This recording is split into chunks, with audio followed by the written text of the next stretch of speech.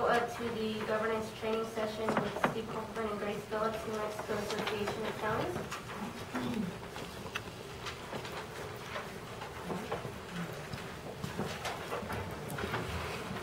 Phillips over here. We both work for the New Mexico Association of Counties. I am the General Counsel and Risk Management Director for the association, and Grace is our loss prevention attorney. So we both are attorneys. We confess at the beginning, so please don't hold that against us. I've also worked in county government. Grace has also for quite a while. I was Santa Fe County attorney for about 6.5 years, and I also worked for the city of Santa Fe. And Grace also worked for Santa Fe County as an attorney. But real quickly, the Association of Counties, we're here, we're going to give an overview and talk a little about governance issues, talk a little about what are the roles of commissioners, and then some of the pitfalls that we've seen over the years, you know, with other elected bodies and officers in other jurisdictions, and how to avoid them, basically.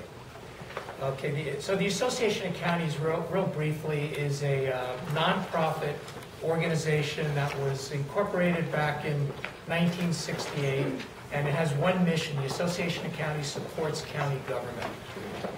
We have about 30 employees in Santa Fe and Albuquerque, and among the things that we do to support county government, I think you heard earlier Nick talk about the risk awareness program. We work real closely with county staff on loss prevention and training issues. We have two major conferences a year, one up in Santa Fe, one that rotates to different locations. This year in June it's going to be in San Miguel County. And we have upwards of 800 people that come to these conferences. There's a lot of training, both for elected officials and county employees. It's a networking opportunity. We have legislators there. So the Association of Counties does a lot of training. We have a loss prevention staff of 7 people, and we're out in counties working closely with them, trying to prevent lawsuits, losses, and the like. We do a lot of educational outreach work. We also run 3 self-insurance pools on behalf of the counties. We have 31 of the 33 counties in our workers' comp pool and 28 of the 33 counties in our law enforcement and multi-line pool. And Torrance County is a member of all 3 pools and is doing quite well, I might add. We just had our renewal January 1st, and Torrance County had a flat renewal. You didn't go up at all. And you've had, I think your payroll did go up a little. You had additional exposure, but your rates actually went down, which is really good. So that's a good thing, and we wanted to commend you and your staff on that. I want to talk a little about what is the role of county commissioners and how is county government set up a little. I think everybody kind of has a rough idea, but you know, when you go through the statutes and you actually see how it works on paper, county government is a really hard thing to get to work right. The municipal government is a lot simpler. Municipal government has very few elected officials. County government, we have the elected governing body, which is your county commission. State is about equally divided. A lot of the counties have 5 commissioners. Some of the smaller counties have 3. I know you have 3 county commissioners here. There are advantages, both benefits and disadvantages for both setups. You know, one of the problems with the 3-member commission is if 2 commissioners get together and talk about county business outside the meeting, you have a violation potentially of the Open Meetings Act. So again, it's very difficult. When you have 5 county commissioners, 2 can get together and talk about county business and there's no violation. So that's one of the differences. On the other hand, a 3-member commission can work more effectively and efficiently a lot of the time. So it can go either way. But, you know, we have in county government, we have a lot of other elected officials beside the governing body. We have an assessor, we have a county clerk, we have the sheriff, we have the treasurer, and we have a probate judge. So in this county, you have 8 elected officials. In most counties, it's 10 or 11. Municipal government, they only elect their municipal judge and their city councilors. So it's set up a little differently. And so the commissioners are the governing body of the county, and they are the legislative body, and they are also the judicial arm in a lot of ways also, and I'll explain that in a second. The county commission, I want to go here. One of the most important things the county commission does is pass the laws. The ordinances govern county, people who live in the county. And it should be pointed out that even though the county commission doesn't have governing authority within incorporated municipalities, the people who live in the municipalities are still governed by the county commission also. So everybody who lives in the county can vote for county commissioners. And that's important to know. So they pass ordinances that they're not effective within the boundaries of an incorporated municipality, but they are effective within the county boundaries. They set the budget. That's huge. In other words, the county commission holds the purse strings. And the county commission does set the budget not only for the county manager and the departments that are under the county manager, but the county commission also sets the budget for all those elected offices. And that's real important to keep in mind. So even though you have independent elected officials who have a lot of autonomy, they don't have autonomy over their budget. County commission has to set the budget. However, it should be pointed out that, for example, if there's a dispute between the county commissioners and one of the elected officials, the county commission can't say, well, we're not going to put any money in the budget for the sheriff or the county clerk. They can't do that. There's been court cases. The appropriations need to be adequate in order for the elected officials to carry out their duties. Okay, so setting budget is really important. Adopting resolutions. Resolutions don't have the force of law, but they do control within how county government operates. Approval of contracts. County commission has that authority, all contracts. Okay, so county clerk, other elected officials can't go off and enter into contracts that bind the county. They have to come through the county commission. County commission often can delegate some of that responsibility to the county manager. Okay, that can be done also. Bond issues. I don't know whether Torrance County has bond issues now, but that would be something that the county commission would have authority to do. Road complaints. That comes through sometimes the county commission through the county manager. But I think maybe one of the most important things that the county commission does is hire the county manager. Often the county managers will have a contract with the county commission, and that's the chain of authority. The county commission is the governing body, and they operate through the county manager. So the county commission sets the policy, sets the budget, passes ordinances, acts on tax proposals, for example, sets the mill rate, real important, considers economic development proposals, but it's the county manager that actually implements the policies and runs and does the day-to-day management.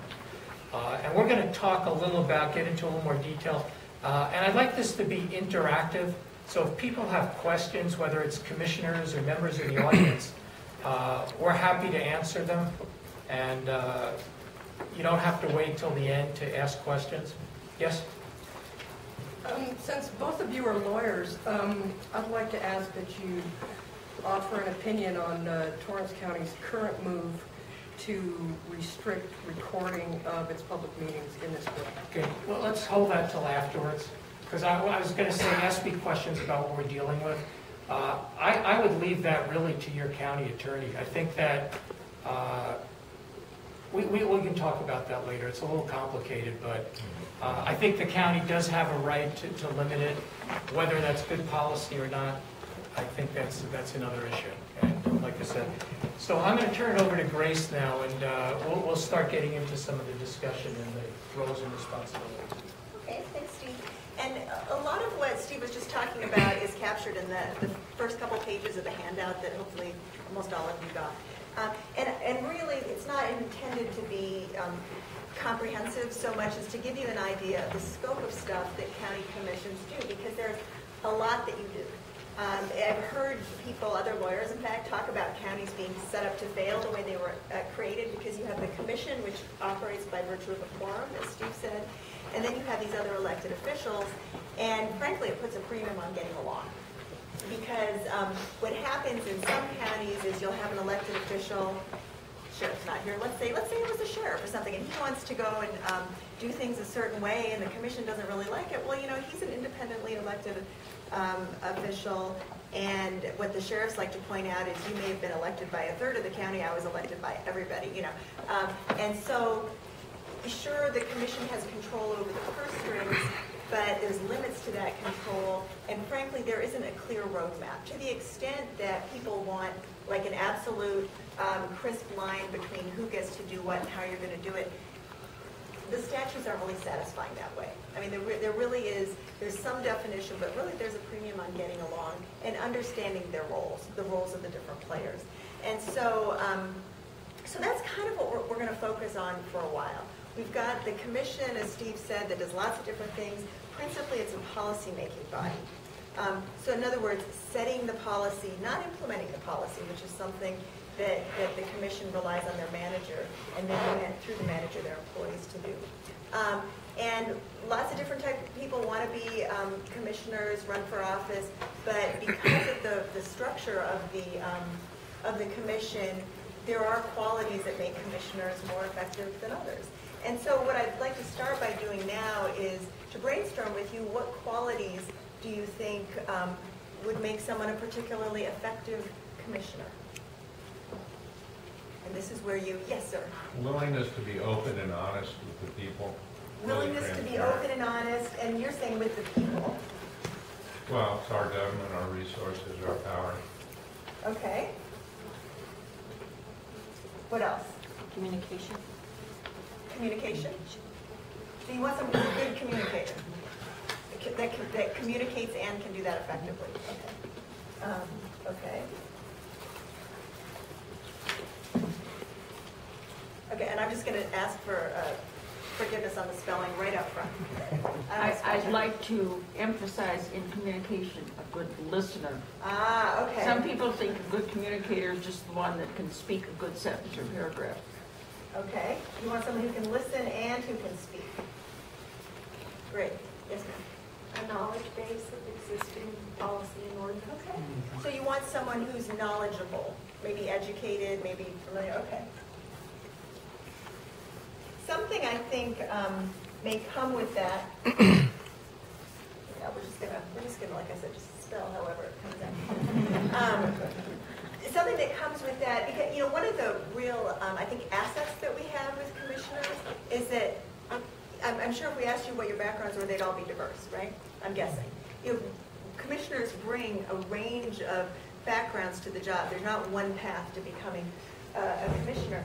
But part of being knowledgeable is doing what when you have an issue to deal with?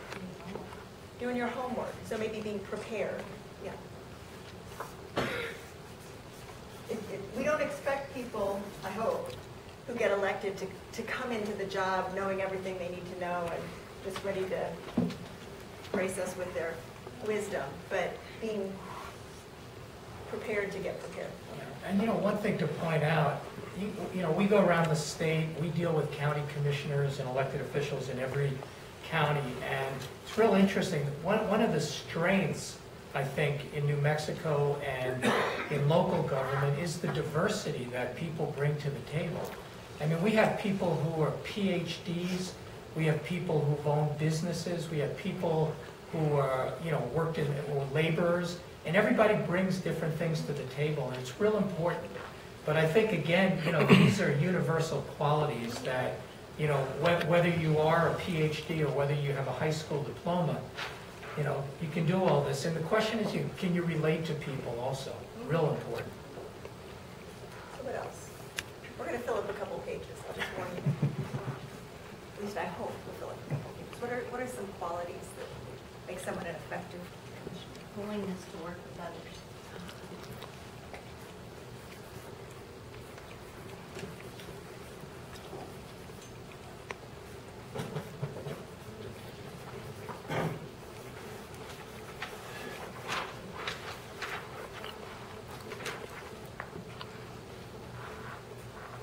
made the list before. Being able to compromise. Okay, compromise, being able to compromise. Or willing to compromise. Okay. Willing is showing up quite a bit up here, isn't it?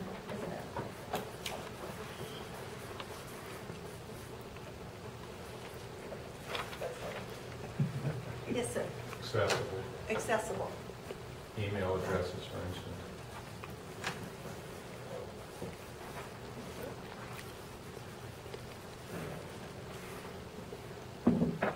I'm curious, why do you think that the willingness to work with others and the willingness to compromise is an important attribute and characteristic of a commissioner? Why would that be? Because if government is of, by, and for the people, it has to include the people. Okay, that's a really good point, and it's interesting when you look at, the approval rating of Congress now is what, 10% or less? It seems that people feel very disconnected, right?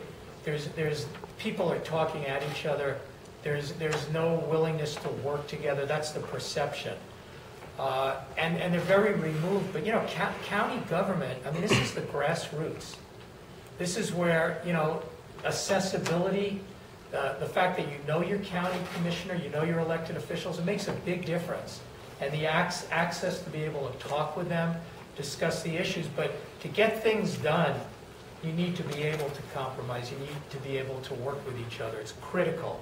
And we've seen situations, again, the federal model is one that, that's really not working well, and I think almost everybody agrees on that. But, we've seen local governments that work really well, where people communicate well, they can compromise, and we've seen ones where there is just factions, and people, and you can't get anything done, and the meetings go on endlessly, and they're not getting to a point where they're taking the action, and that's really important. Yeah. Endless meetings. This is one that I always like to mention.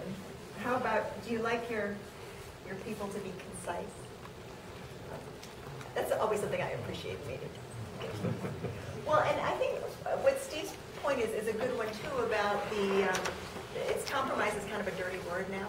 It seems like what gets the play is, I've signed a contract, I will not blah, blah, blah. And then you're sort of stuck when the position comes up. Do you go against your word, or do you, or can you really have a debate with someone? So the willingness thing is a good theme here. And we can talk about some of these as, because I get the feeling that room's drying up a little bit in the equalities. We'll think of some more as we're talking about this. But to flush these out a little bit, willingness to be open and honest. Willingness to be open is a quality. It's also a requirement, right? We have an Open Meetings Act. Steve kind of referred to that a little bit. And the Open Meetings Act is something that commissioners really do need to be aware of because they do need to comply with. Staff can help. That's what your county attorney is here to assist with. But openness is something that is part of our law, our state law, the sunshine laws. They include things like the commission operates as a body, when there's a quorum. As Steve mentioned, you're a 3-member commission. So literally 2 of you should not discuss county business outside of an open meeting. And that can feel very hindering maybe, or not natural, but the reality is one of you has no power, 2 of you do. So as soon as 2 commissioners are interacting or discussing county business, maybe reaching consensus on something, unless it's something that is confidential and subject to executive session, it really needs to happen in this room on a duly noticed public meeting. And that's something I think that can really trick people up. Every county that has a 3-person commission, I think at one time or another, has struggled with a little bit of that. But that is something that's part of your open meeting requirement. It doesn't mean that 2 commissioners can't go, they get invited to a wedding or something. Yeah. You can go to the wedding. Obviously, you can talk with each other. You can exchange pleasantries. Don't talk about county business. Right. That's all. I mean, it's important. And again, as Grace pointed out, a quorum is a critical term. So when you have a 5-member commission, 3 commissioners is a quorum to transact business. In a three-commissioner commission, it takes only 2. And so that's really important. And, you know, the thing that's interesting when you look through the case law and you look through the statutes is one commissioner, him or herself, actually doesn't have any authority per se. That's something that you know, is important to understand. You know, it takes 2 commissioners up here to actually take action on behalf of the county. You know, one commissioner can make the argument, but he or she has to convince one other person. And then you have formal action. Again, it has to be properly noticed, and it has to take place at a meeting. Yes, sir? Sir, how is the Open Meeting Act enforced? That is to say, we have this, hypothetically, we have no open meeting. How is it enforced? What makes it work? Well, the statute provides that if there are violations or perceived violations, complaints can go to the Attorney General's office. The Attorney General is the enforcing agency of the Open Meetings Act. But citizens can also bring the issue up. And what I tell people also is, you know, if you think there's an issue, you know, talk to the county manager, talk to the county attorney. County attorney, part of what Mr. Wallen does is he gives advice to the commission, and he's very, very acutely focused on issues such as violation of the Open Meetings Act. So, I mean, we have cases that go to the Attorney General, and we have lawsuits that are brought, and you read about them often, usually involving state government, but, you know, often state government. But again, the Attorney General is the agency that oversees and is responsible for enforcing the Open Meetings Act. And there's also a provision of the act that basically stands for the proposition that action taken outside of an open, duly noticed open meeting is ineffective. It doesn't count. It's not valid. It's null. And that also goes for the Inspection of Public Records Act. Again, that most documents that are generated, part of county business, are subject to disclosure if somebody requests them. And so that also is overseen and enforced by the Attorney General. But again, it's the county attorney knows those statutes well and counsels county staff and county commission on how those operate. And there's financial penalties as well. I think you had your hand up. Yes, I need a clarification on your use of the word quorum. To me, a quorum says the minimum number of people you can have on a given body in order to conduct the meeting at all. Correct. And it's sounding like in some cases that just happens to be the same amount of the critical mass for voting authority to get something passed. If only one person shows up at one of these meetings, or if only 2 show up, are they still allowed to hold a meeting? I don't know. Is the quorum here 2 or 3? The quorum is 2. So if you have 2 commissioners show up for a meeting, you have a quorum. They can transact business. And they can vote against each other and have a stalemate. And then it's a stalemate, exactly. Until- Which is why there's an odd number of commissioners to begin with. But if one is absent, that blows that out of the water for that particular It meeting. puts that premium on cooperation and collaboration. Okay. Sir? Isn't one means of enforcement by the Attorney General fines? Yes, there's monetary fines as well as, I mean, that's the main thing. That's true. And then the other thing that's important is if you have a violation of the Open Meetings Act, that means the action that was purportedly taken, and if it's found to be a violation, that action that was taken is null and void. Mm-hmm. So that's real important too. So what happens sometimes is there could be a violation of the Open Meetings Act. Maybe a matter wasn't properly placed on the agenda and the commission voted on it. Well, what would happen then is that action's invalid and they'd have to go back and do it correctly. That's generally how you take care and alleviate a problem with the Open Meetings Act. I was going to suggest that there's a problem with going to the Attorney General's office, and that office has more important things to do perhaps then in inspection of public records requests, you could find yourself at the bottom of an endless pile. I So think it's they not care as about effective. open meetings. I'm And sorry? I think they care, the AG cares about the sunshine laws. Well, They go I'm around the state speaking training from on it. personal experience. Okay, and then the other problem is one of perspective. The county attorney can speak for himself, but I would suppose if asked for advice, he would offer what the law allows county commissioners to hide, as opposed to what the law allows them to divulge. The citizen's perspective, unless the law requires you to hide the truth from us, then it belongs to us. We don't have to prove a right to see it. So there's a huge perspective problem here on where the line is between what is public knowledge and what isn't. The ethical perspective is you share everything the law allows. The legal perspective is you hide as much as the law allows, particularly if it looks bad. I don't think I agree with you. I mean, as a former county attorney, that was never the position that I took. The Open Meetings Act has specific exemptions, and I think most of them, and there are very few that are used, but you have personnel, limited personnel matters, and you have pending and threatened litigation. Those are the two main ones. And I think there's a real strong policy behind why those matters aren't dealt with in an open session.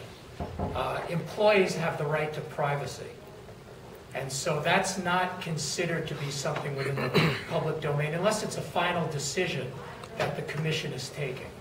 But when a commission meets and discusses limited personnel issues, that employee has the right to privacy, even though they're a public employee, on issues of discipline and things along those lines.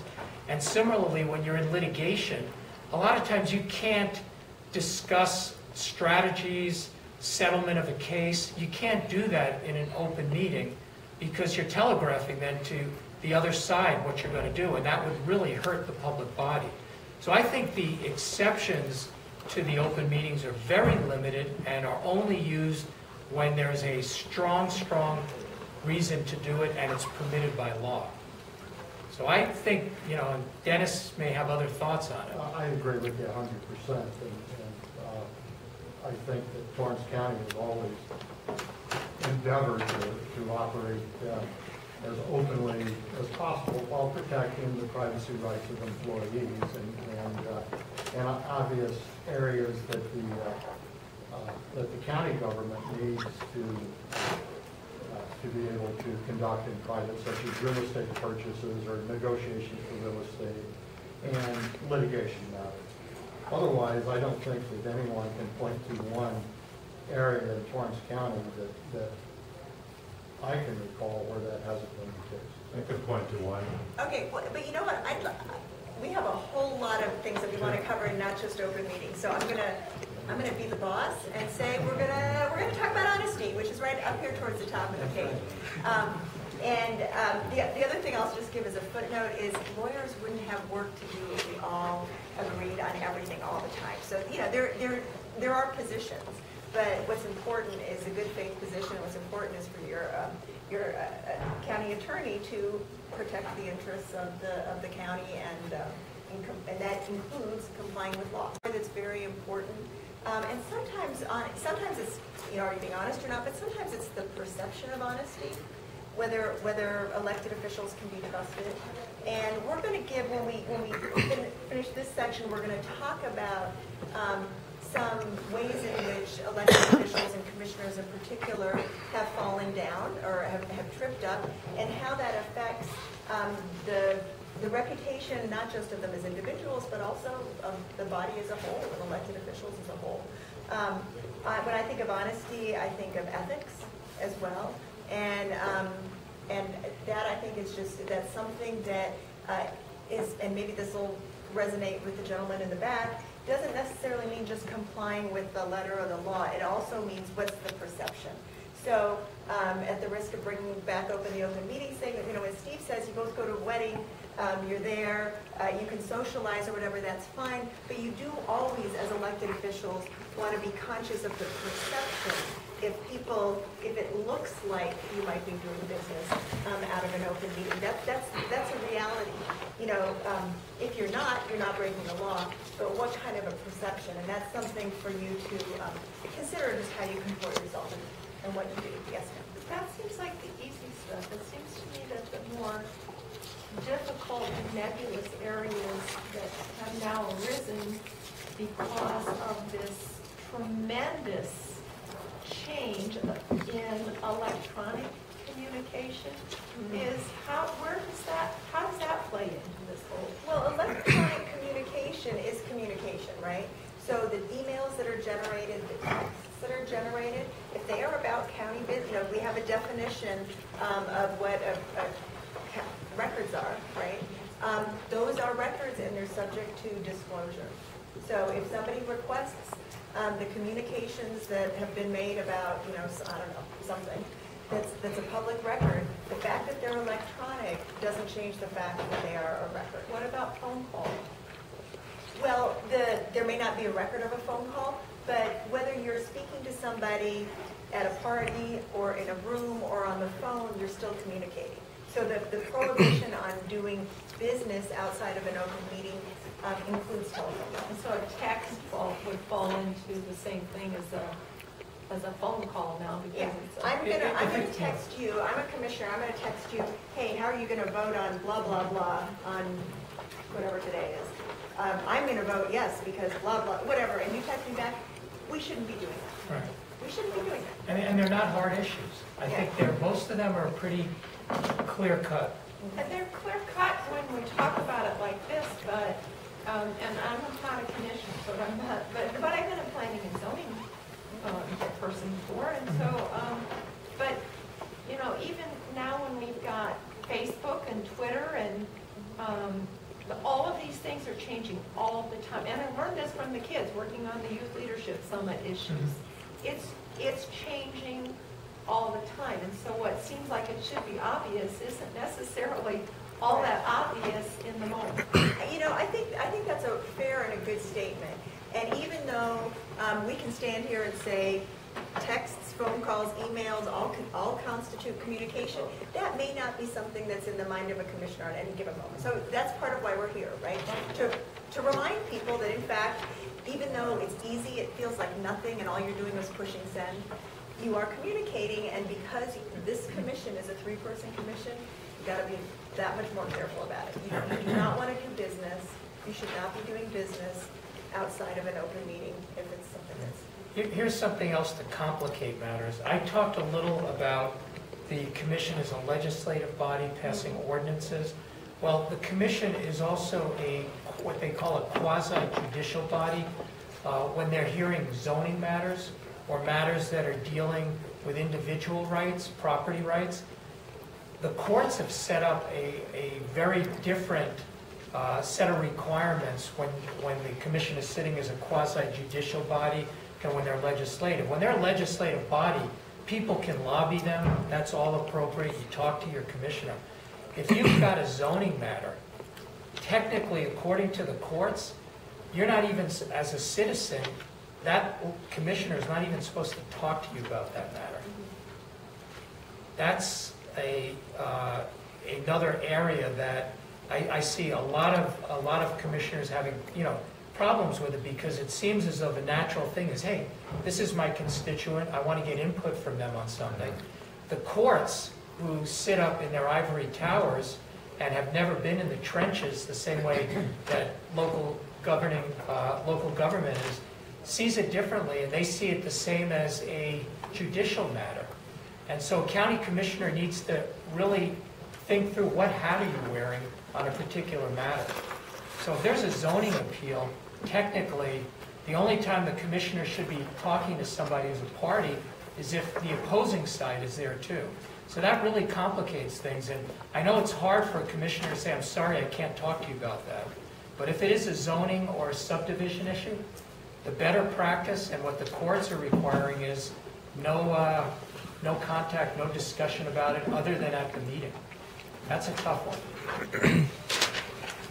In terms of communication, being able to listen, being able to articulate yourself well, those are really desirable qualities of an elected official, in particular a commissioner. But the other piece of this is, and I heard it this morning, there is some formality in the commission meeting process. The chair runs the meeting.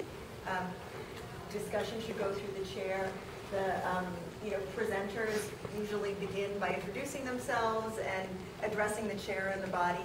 And that may seem a little bit not necessarily formal to some people, but actually it's part of how you keep civil and appropriate communication. Your chair, by having to go through that process, hopefully people aren't talking over each other. Hopefully people are listening. It might take a little longer for the process to happen, but I think there are actually really important reasons for that formality. Commission elects a chair. Chair's job is to run the meeting and to make sure people have a time to speak, whatever is available, but not that it becomes kind of a free-for-all. And so I'll just point that out. We've talked a little bit about being knowledgeable. As I said, I think being prepared is a big part of that. Everybody brings their own expertise to the table. Nobody has all the answers, right? And so doing your homework on the matters that are presented to you, that's just about being a responsible member of the body. Willingness to work together, willingness to compromise. Those comments came, from, I guess, the public or staff. I don't know if everybody is here. But that is something that I think is just getting good feedback for elected officials to do. Because I think sometimes, again, compromise is sort of a dirty word, and elected officials feel like, they'll be spineless if they don't refuse to compromise. But what we're hearing from the public, anyway, is that that thoughtful compromise is something that's desired or respected. Include the word reasonable. Reasonable, yeah. Being reasonable, sorry? Grace, in Bernalillo County, it's been a year or so since I've been at one of their commission meetings, but they have, or maybe my question is, do they still have the, I refer to it as a doomsday time clock? Any topic that's brought up before them, you have 2 minutes, period. Yeah, they probably do, and timekeeping is an important part of the deal as well. Yeah, well, because people need to predict how long the meeting is going to be.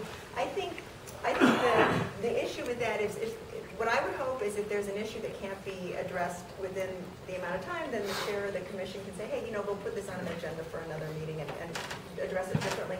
But I do think that you guys meet during the day, some commissions meet in the evening, members of the public come, maybe they've got kids, maybe they've got other, there's some being concise and being efficient, I think is part of being an effective commission. Because if the public is to really participate, they need to know that you're going to get through the agenda. They're not going to be there all night and then you're not going to get to it. So it may be oppressive, but I do think there's a balance there. And the chair really is charged with controlling the meeting. Mm-hmm. And the chair, and I've seen this in a lot of county commissioner city council meetings, when they have matters of public concern, they often limit it to 2 minutes or 5 minutes. It really depends, but that's something that the chair really has a lot of control over. Moving the meeting along is important, but you don't want to short circuit it to the point where a meaningful discussion is cut off. So it's a balance, and again, that's something that the chair has to work with. But one thing that I wanted to point out, the Association of Counties, every 2 years on an election cycle, we have what we call the Better Informed Public Officials Conference at the beginning of people's terms, because one of the things that's really clear is there's a lot to being a county commissioner. There is a lot of responsibility, and there's a lot to learn, and there's a lot of pitfalls. And we're going to talk about pitfalls in a few minutes.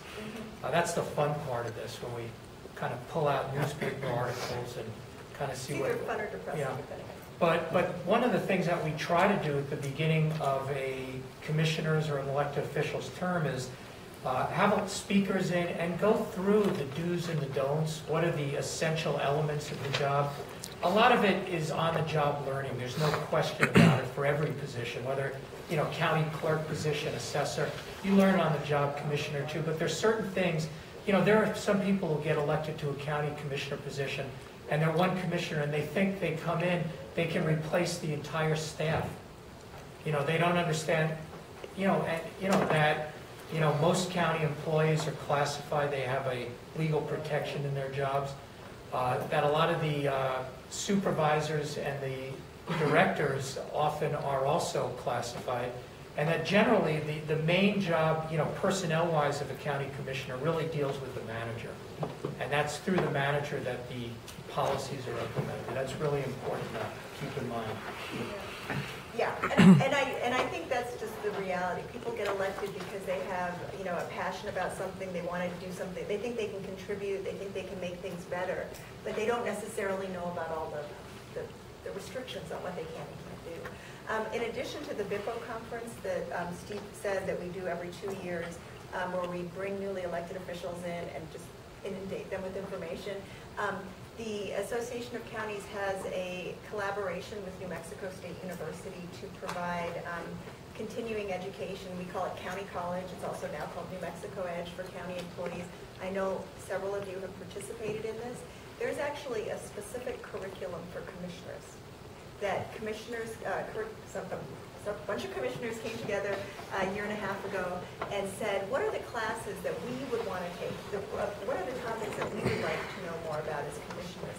And developed a curriculum of 20-some classes, 3-hour classes that commissioners can take during their term, first, second term, to learn about different things. There are also specialized curriculum for assessors, for clerks, for treasurers, and so on.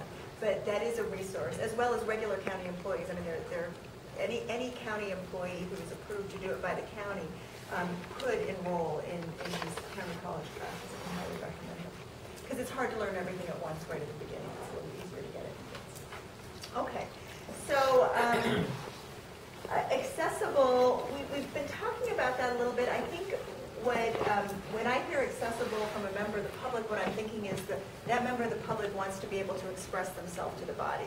And that's fine. That's why you have public comment, although restricted, usually time frame. And actually, I like the clock because then the chair is not picking who gets cut off and who doesn't. The clock is the clock is the clock. If it needs to come on an agenda in the future, it can. But there is that accessibility. But you do have to be careful with this, as Steve said. You have to be careful in terms of if you are, as a commission, acting in that quasi-judicial body, that's a time when you literally can't be accessible. And the other thing about this that I think is a potential pitfall, or I know it is, and frankly a pretty common pitfall, is when employees feel that they can lobby a commissioner. Commissioner so-and-so, my boss is you, Nick, Nick. And now he wants to discipline me, and now, I just need to talk to you about this because I know you can help me. What I really need from you is job protection. Are we good? Can I get back with you? Who are you going to talk to? Right? Yeah, Vanessa. Right? But you know what I mean. And I'll tell you. So there's accessibility, but there's also a setup, right? And I'm not saying that an employee is trying to set anybody up. I think employees, people just go to whoever they think will help them.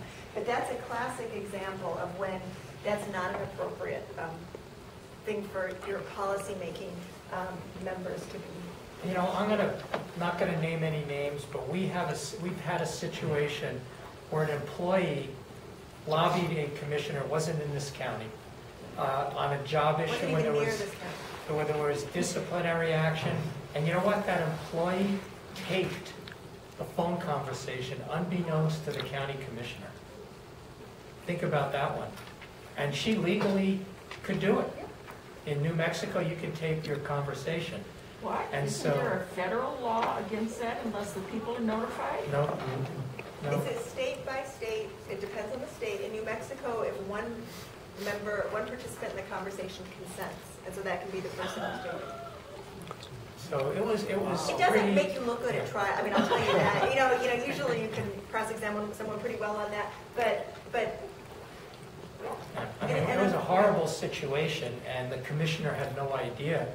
But in retrospect, I think he realized he made a big mistake discussing personnel issue with an employee, naming other employees. It was just pretty horrible. Mm-hmm. But, word to the wise. Right, and in fact, promising to intervene on behalf of the employee, which would be completely inappropriate. Yes? Well, your example there was with an employee. There's also members of the public that they have some sort of violation going on, and they want to address the commissioner. a member of the public with a violation, I'm just trying It's to think. quasi-judicial. Yeah, if it falls under quasi-judicial, but I mean, you're not talking about trying to get a commissioner to fix a ticket that you got from the sheriff, is that what you're thinking? Yeah, is that a good idea? Are we talking about ethics? Right. But that's not to say people won't try, right? So that's a good point. Might be a member of the public. I thought I saw another hand, but. And as a commissioner, especially a new commissioner coming in, it's gratifying to have all these people, members of the public, coming to you and asking you, and you want to help them, right? That's why you took the job. But it's really important to think through and kind of get your bearings on what the issue is and what are they asking you to do. Right. And, sometimes you just have to say no. I'm sorry, I can't help you on this. And I think that really is the point, is that most people took the job, ran for the job because they wanted to help. And they feel like their constituents are, they're their constituents, but you're there for a policy-making purpose, not for individual intervention in the system. Should we move on to some of the examples? Because I think, even though I'm a little disappointed with the length of the list, I think it gives us a starting point, and what we can do now is look at some examples of places where things that have been in the news, we're not going to judge the character, well, maybe we will a little bit, but where there have been issues with elected officials, in particular commissioners. Yeah. Well, I was going to go on to the next page if I will. Okay. Just clarification. Within this, our government and the governing process, and we're talking about, sending the commissioners to a little training and learning a little bit about the constitutional rule, if you will. And, you mentioned before, you mentioned the word predictability. It's not up there, but predictability is very important. And an abiding word is very important, I believe, in this whole, system.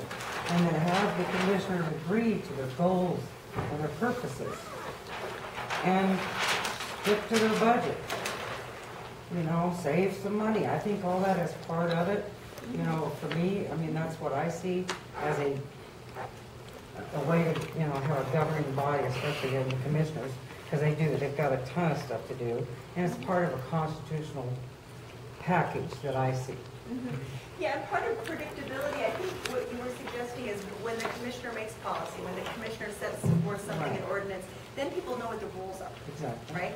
Exactly. And then the idea is that people are all held to that, and whether the commission's being quasi-adjudicatory and applying the zoning ordinance, or evaluating, how funding is going to happen.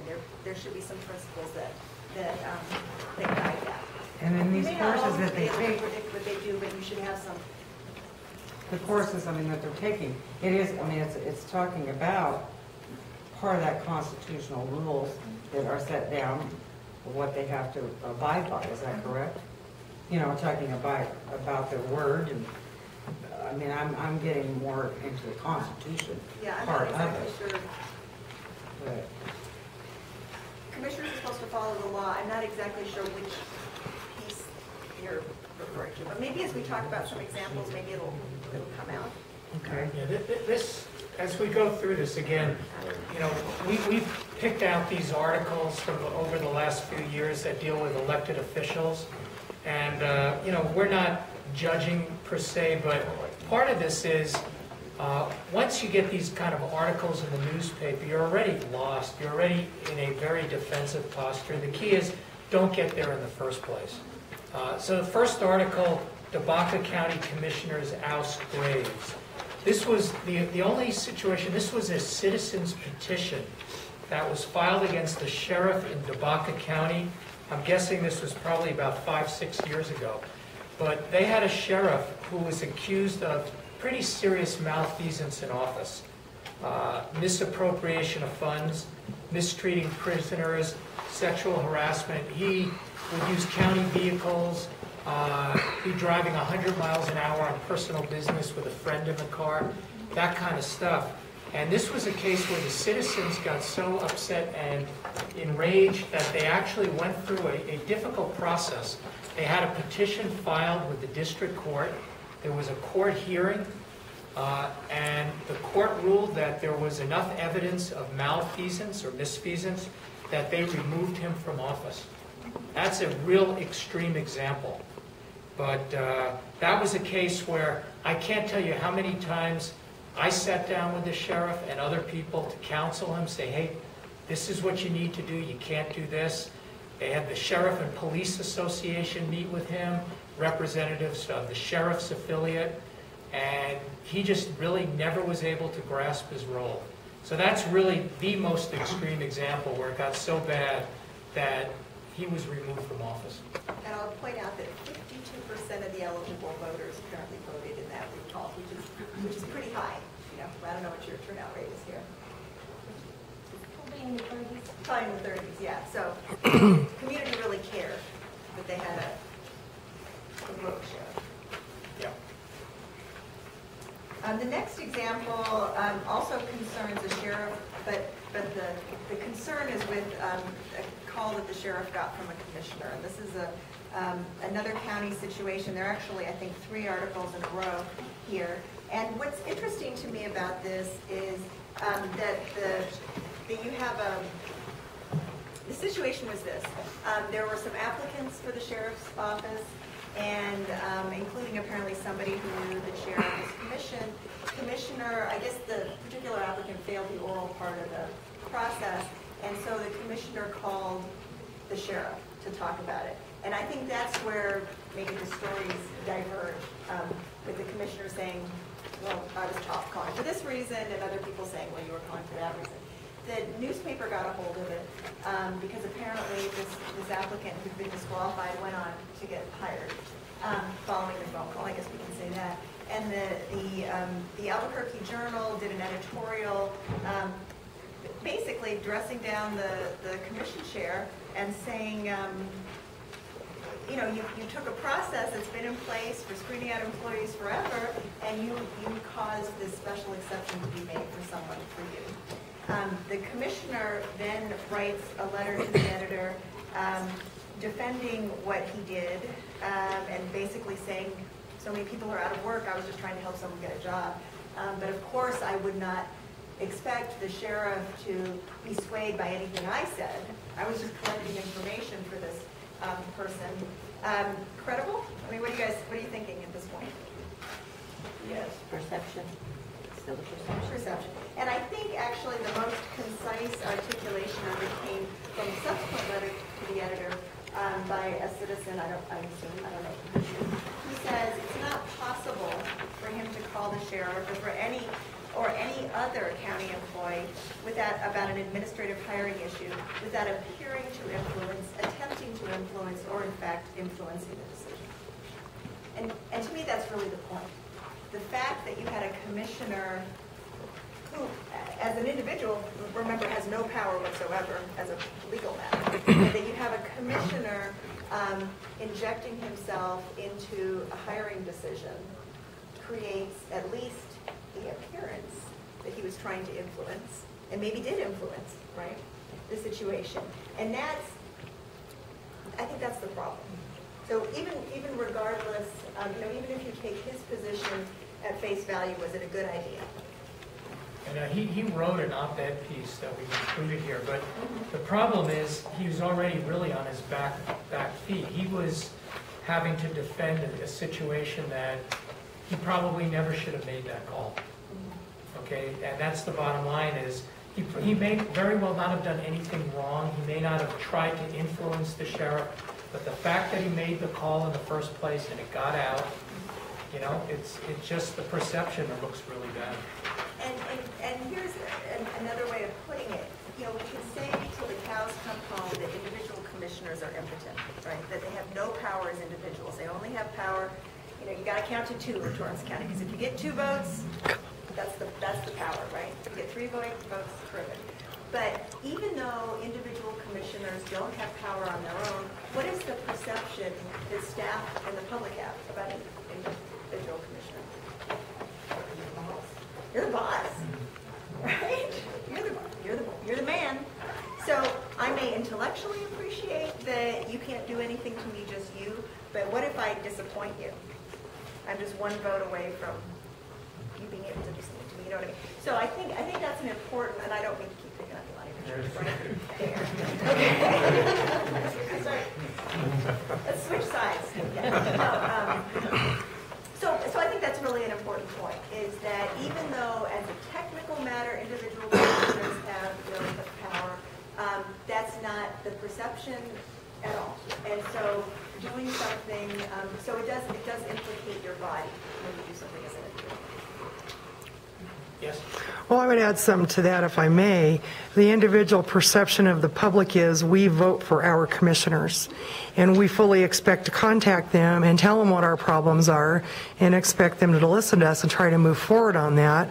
And they need to do it appropriately, yes, by all means, but that's their job. To us, that is their job. We hired them to come and be our proxy at that table. But they're the proxy of their constituency, right? The constituency, and in this instance with the three-member commission, it's not just a district representation. That is for the point of voting, but once they take those seats, they're representing the entire county. And I guess that's what I was trying to make clear. In other words, they're not representing you as an individual. Exactly. Okay, do you see what I mean? But that representation is, if it's a commissioner that's out of my district or anybody else, however that works, all three of them should be willing to talk to everybody and listen to everybody. Maybe they don't need to make commentary, but they should be heard. They should be listening to everybody, because as a board, that is a countywide decision process. And that's what your public comment period is for. I would say largely, but because I think there's a difference between saying, I'm going to come over here. I voted for you, and I elected you, and so now here's what I want. Okay, do you represent me? I mean, let's say I live in your district, as opposed to someplace else.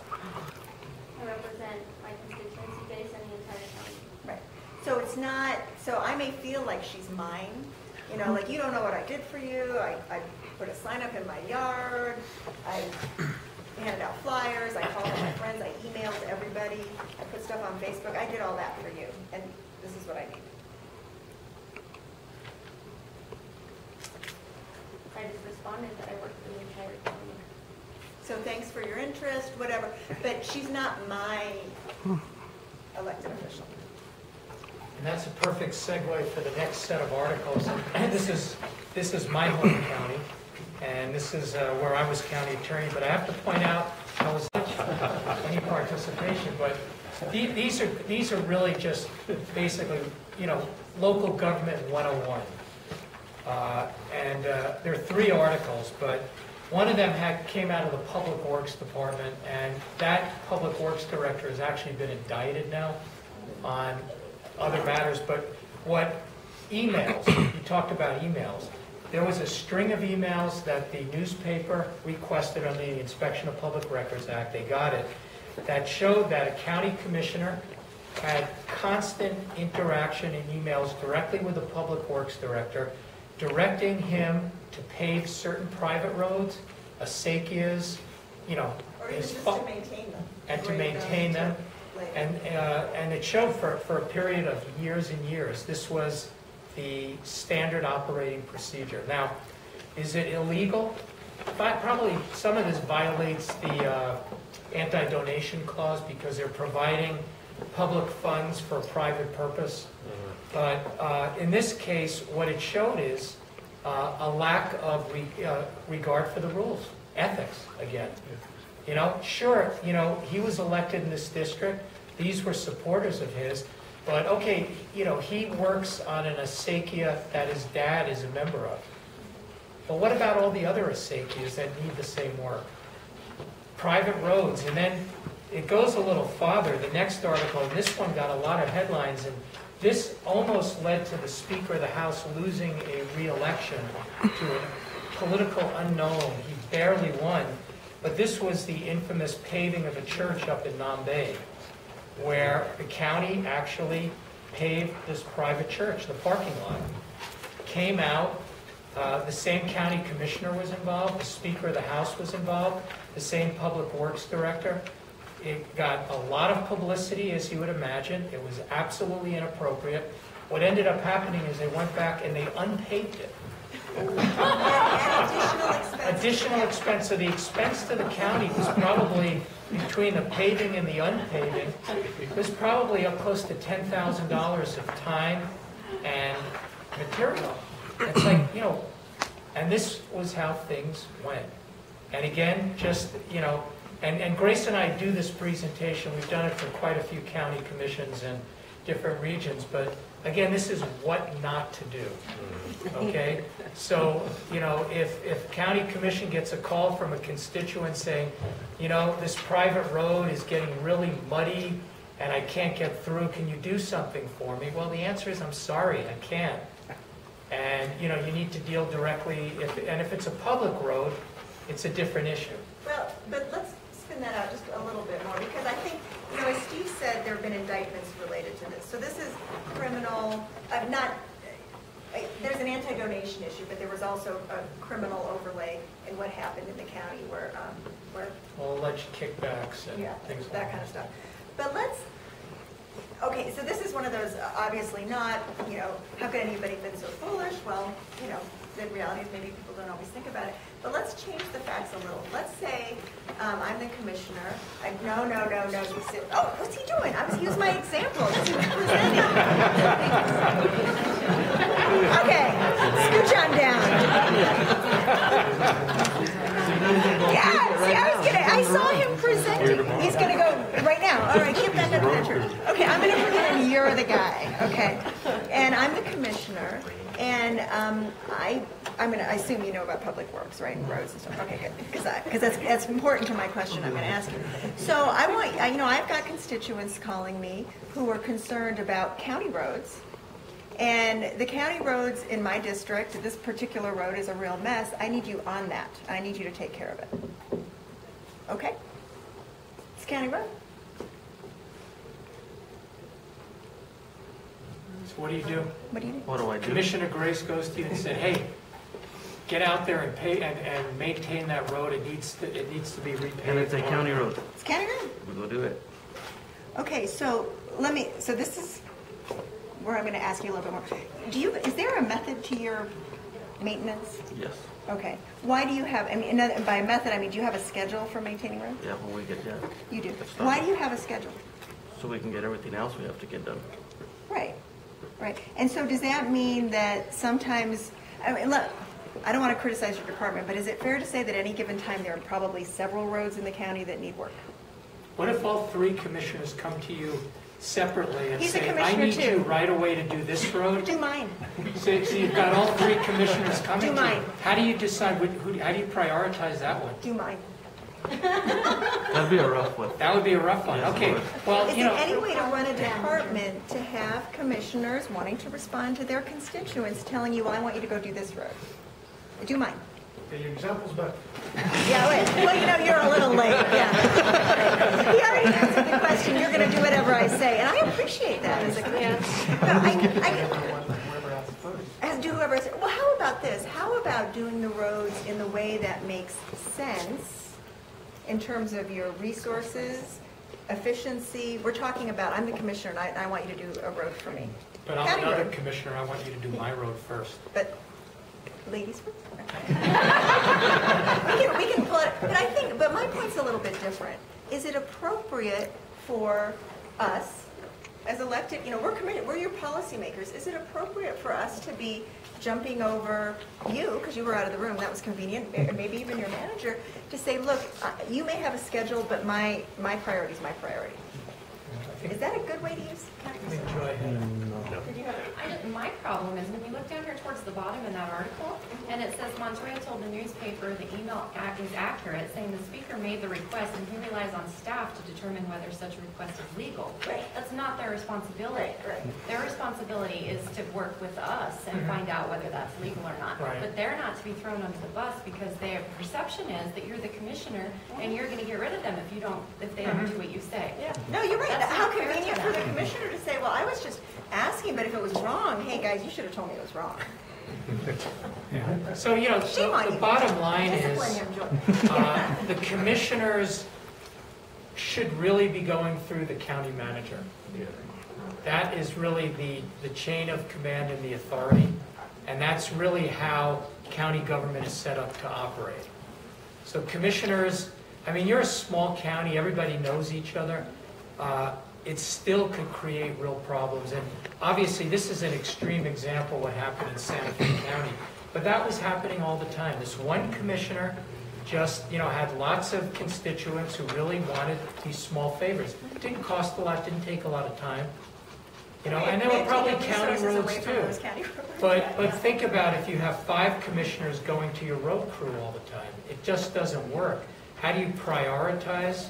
It really needs to be done systematically, needs to be through the county manager. And that's why the county manager works for the commissioners directly. That's why it's set up that way. And I think it's important to remember that in every department, not just the road department, but there's some professionalism to what you do. There's some method to how you do your job. Whether it's not blading something when it's dry, right? I learned that in the county. Well, maybe we can't. I know there's whatever. What are those called? What are they?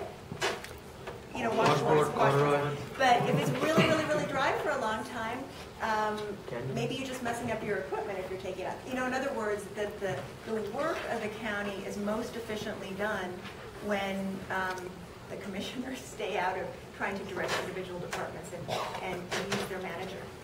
That's not to say that as a commissioner I can't be critical of the speed with which or or raise concerns or pass on concerns from my constituents, but they need to be filtered through and they need to be addressed appropriately. Otherwise you're going to be running around. Because you know what? As soon as the constituents learn that the way to get a road taken care of like this is to call me, it's like this scenario here. As soon as the constituents learned that the way to have their acequia cleaned or to have their this bladed or whatever was to call that commissioner, well, you think you got more calls? If you kind of, if you take over the process. Going back to the example of somebody on the private road, would it be the commissioner's duty to say, maybe you need to find out what steps to become a public road?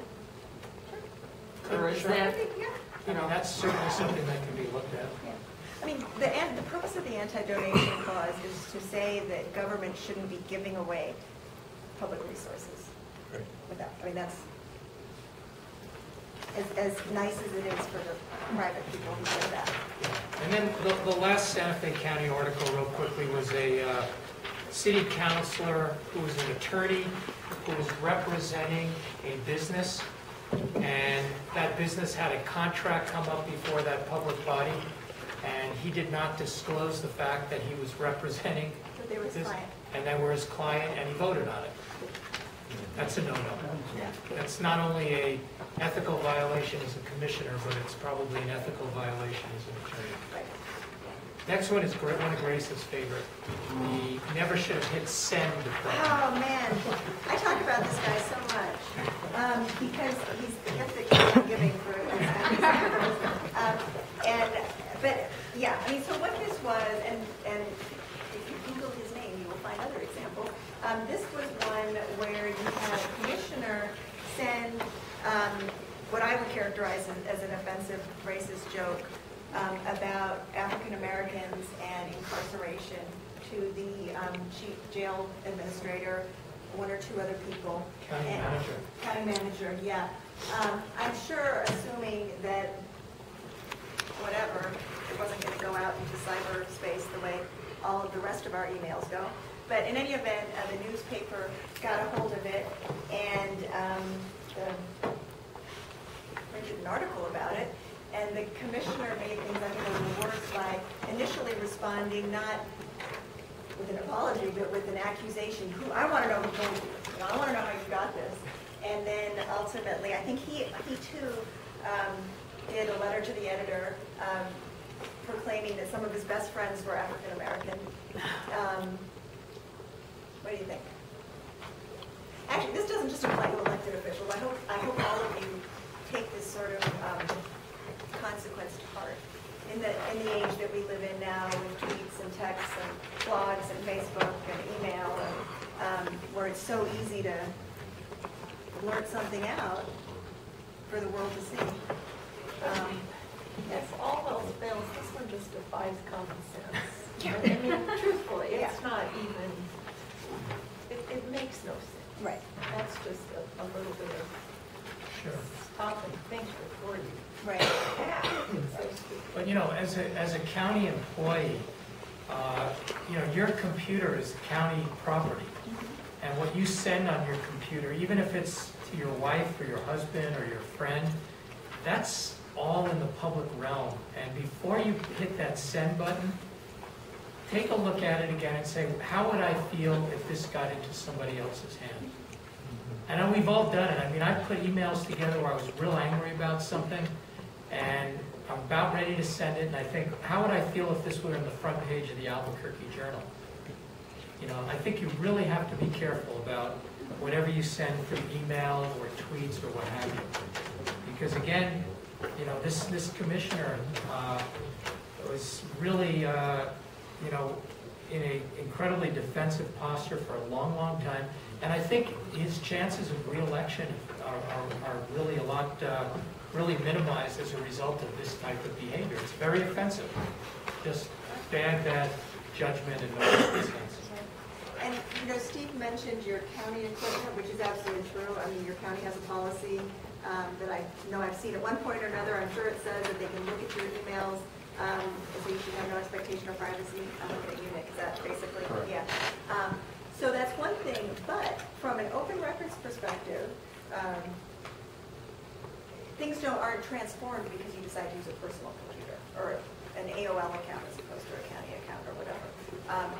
And we actually have examples of that happening within state government, where people thought, oh, well, we can communicate confidentially because we're using, private email to private email. Well, no. I mean, if it's about county business and it's possessed by you, which it is, that is subject to disclosure under the Public Records Act. Okay. You want to do the next one? Okay, we just have a few more real quickly. This next one was a situation in McKinley County where one of the commissioners had responded to an RFP on a large contract. And actually, this wasn't illegal. As long as there's full disclosure and the commissioner doesn't vote, there's not a problem. But what ended up happening was there was some irregularities, there were issues on the evaluation committee.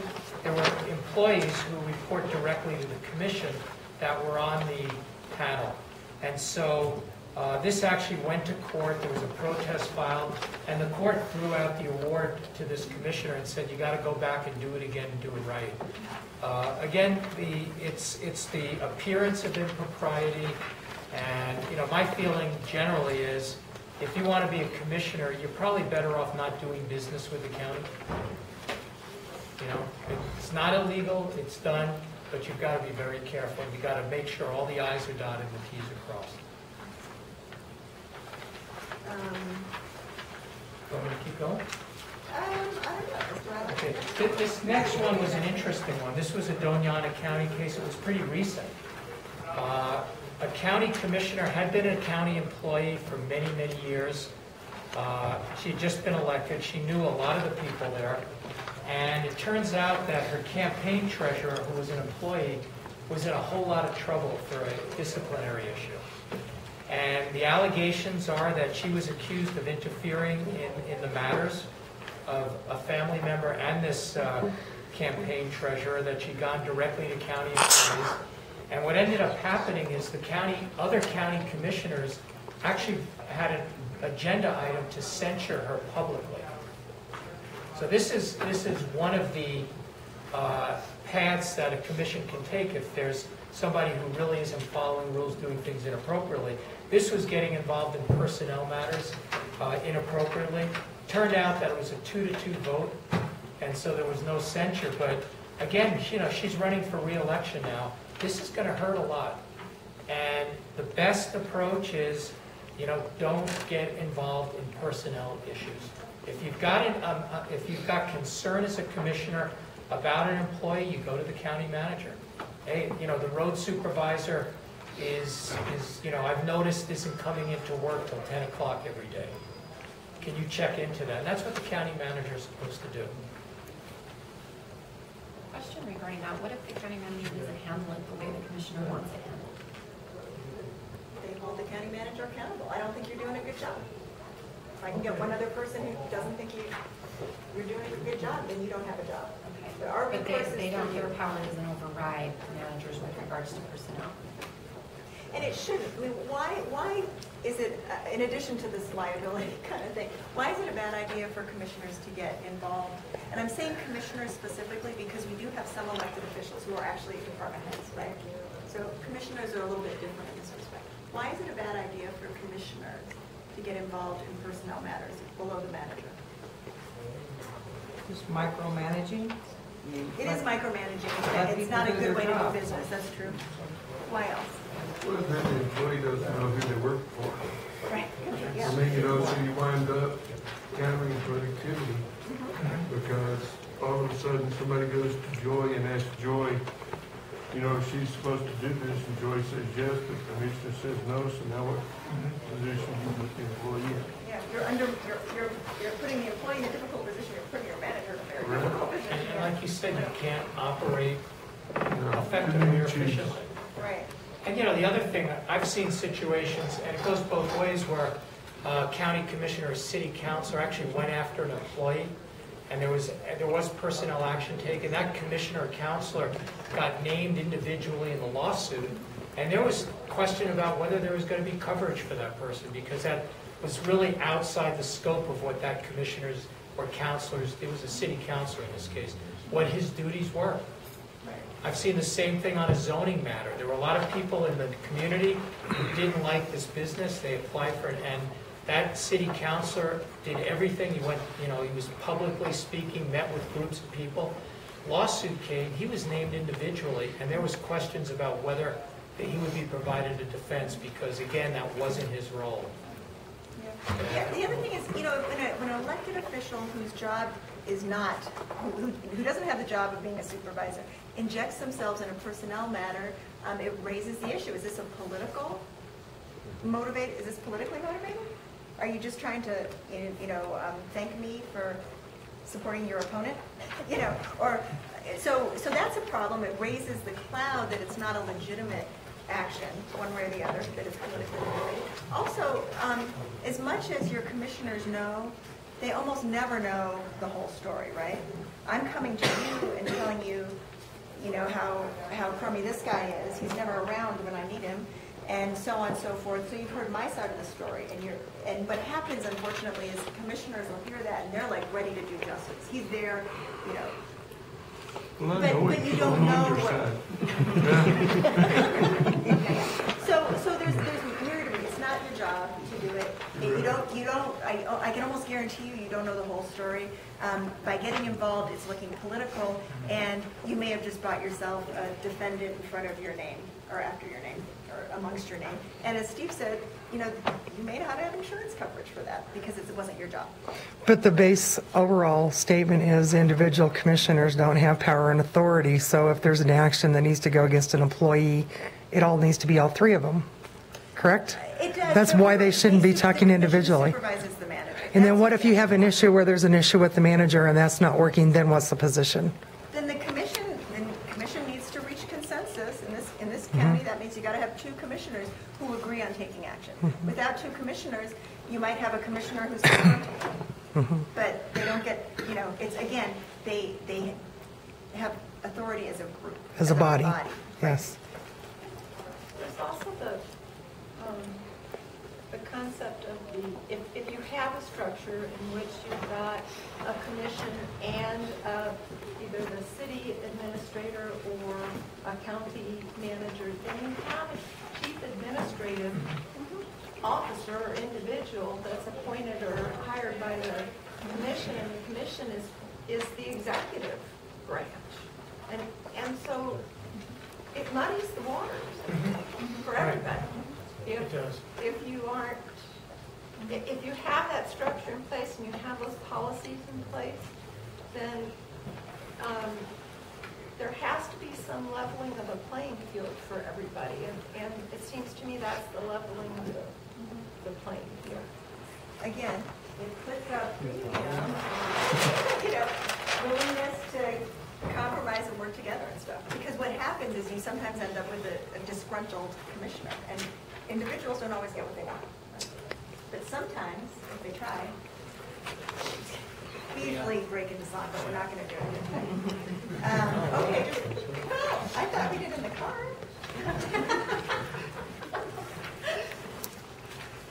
We do great harmony. Yeah. The last two articles, I don't think we need to spend time on them, but one of them was a situation where an elected official actually used county funds to help finance his campaign. Not a good idea.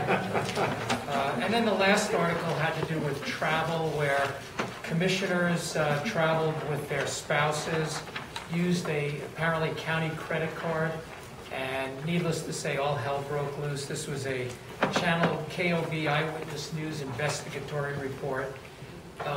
Word to the wise, don't get in that situation. As a commissioner, if you travel with your spouse or somebody else, make sure the county isn't footing the bill. And even if you plan on paying back, which is what happened here, don't even get into that position. Make sure that that's delineated. And we probably could have brought in hundreds of articles, but we thought that these were some that just kind of did a good job of elucidating and illustrating some of the pitfalls and problems. So, yeah, I mean, it's use of money, use of power, and then the sex part, the sexual harassment, that kind of misbehavior.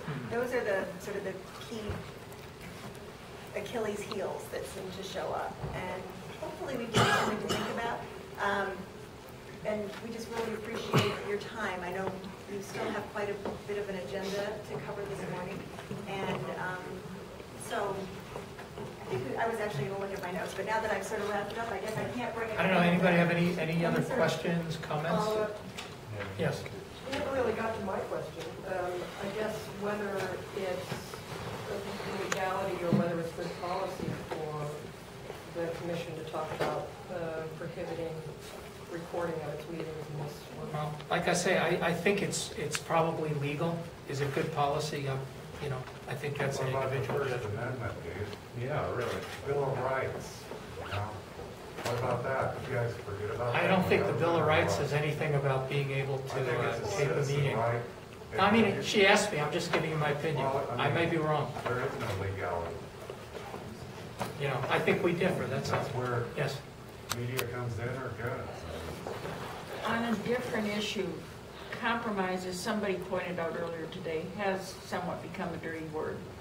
But the lack of people willing to compromise and even say, let's try doing something different or the same for another 12 months can get you off the situation you need. That's why people are so unhappy with Congress, I believe. And the same thing, I mean, if the issue is roads, boy, you have folks been picked on a lot today. And I've had my own issues with those over the past X many months. Solutions need to be sought. If you're not willing to listen to those 180 degrees from your own opinion, stalemates happen. Right. And I think sometimes it's figuring out what's the appropriate goal. I mean, we'll just continue to pick on roads for a second.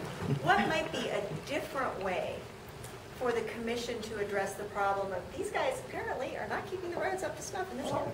Are there other ways that a policymaker could deal with that other than, me going in and saying, do my road, not his? Are there other things that we could do as a body together to improve roads in the county?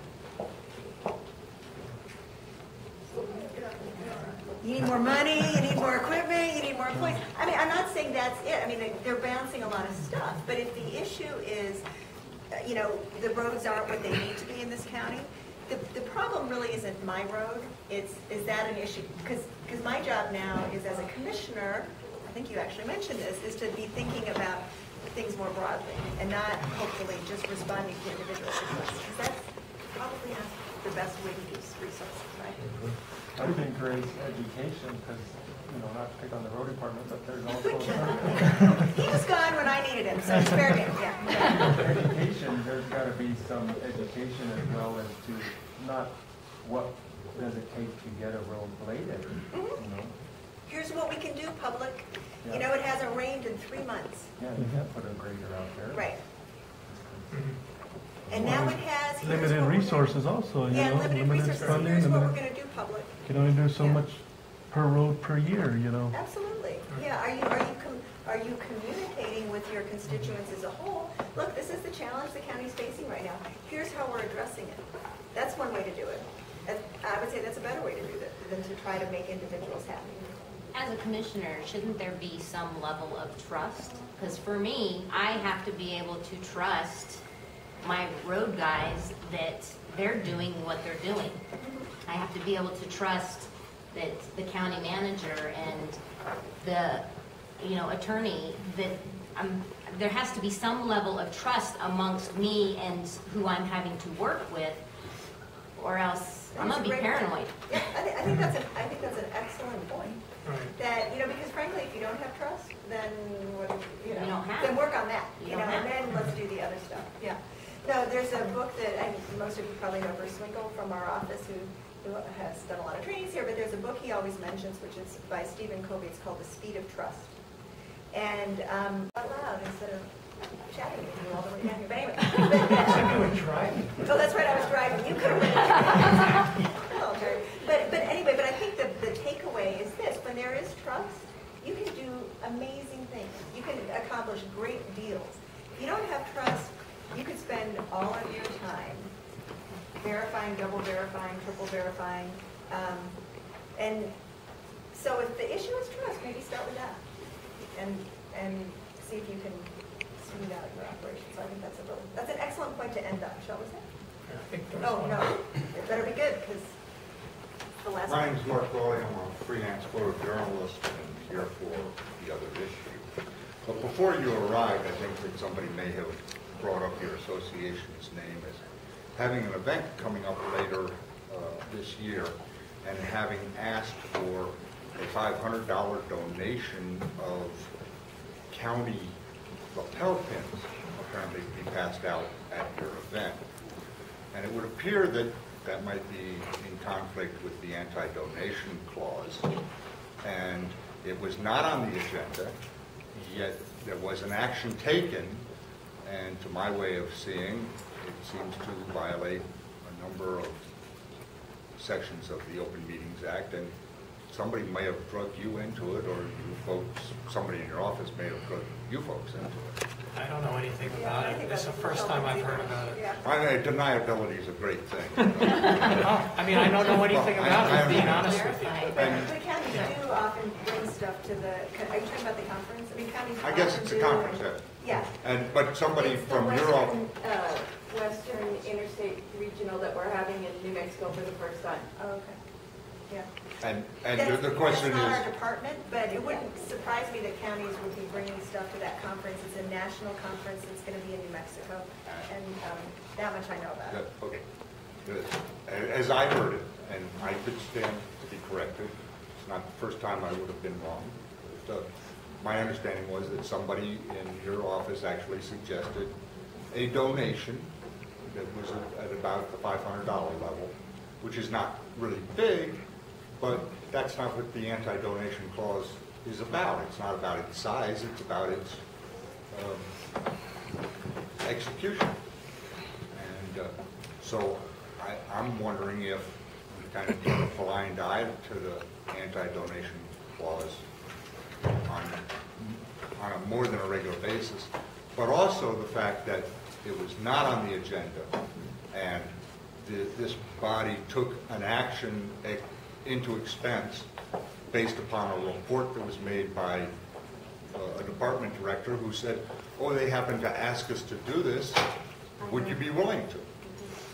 And it's not something that the public would have been able to see based upon the agenda that's published, to come in and do the, hey, what are you doing with my money pants?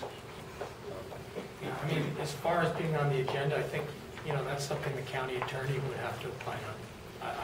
But I don't know anything about the donation. And the Western Interstate Region is a part of National Association of Counties. It's a quasi-governmental body. So that may be the reason why there would not be an anti-donation clause, but I would have to look into that. Apparently you may be the host agency, And even though it may be a greater, It's Santa Fe County, that's the Santa most Fe County. agency. you two both work for Clarify Santa this. Fe? Yeah, because it was me, it was in my update that I brought to the commission, and they actually didn't make a motion on it. We didn't make a motion on anything as far as saying, I move to support this. I presented to them what they wanted us to do as a county, of either purchasing 400 lapel pins, or some counties were just gonna give $500 and let them do it. So, but they didn't actually make a motion of it being, so So no action everybody was just said, oh yeah, that sounds good. So that's what we did. Well, it was just to bring it to their attention, and it will be on the agenda in some later meeting. They didn't actually do a formal motion on it. And I So may be that's- going to Santa Fe County too. That's where the clarification so is I a don't little know. bit. I brought it up in an update from an email that I got from Paul. Okay. Okay? Okay, thanks. So I think that should address the open meetings. Well, part, because I think that it probably is going to be addressed due to the fact that I have stood up and suggested that there may be a problem, and the three commissioners who had said, yeah, that sounds good, yeah, that sounds good, yeah, that sounds good. No motion, it was done by consensus. No action, nothing was done or said. You see, I don't believe that we'll see a follow-through on that. Well, Had you there know not what, been- excuse me, sir, this isn't why we're here, this isn't part of our governance training, and I think you need to take it up with other people. So, Maybe at this time, I think we should, I would like to entertain it, I'm asking my fellow commissioners, if you're done with your presentation, I think it would be good if we could take a 5-minute break and then come back and get back to the agenda.